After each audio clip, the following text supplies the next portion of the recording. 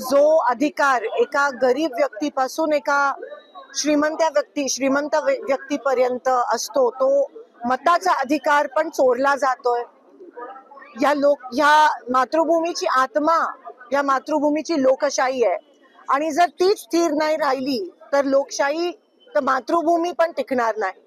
आणि म्हणून आज मतदानाची चोरी जेव्हा होते तेव्हा ह्याच्यापेक्षा मोठा खतरा या लोकशाहीला काय होऊ शकतो.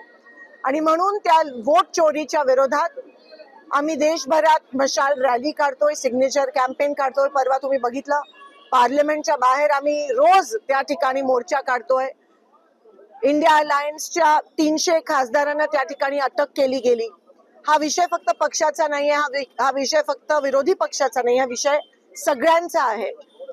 लोकशाहीमध्ये सहभागी होण्यासाठी आपल्या सगळ्यांकडे एकच यंत्र आहे आणि ते म्हणजे मतदान.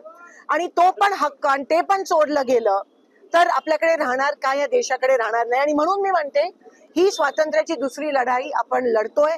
सगळ्यांनी सज्ज राहा. कोणीतरी तुमच्या हिस्स्याची दुसरी लढाई लढतंय आणि त्या लढाईला सपोर्टची गरज आहे.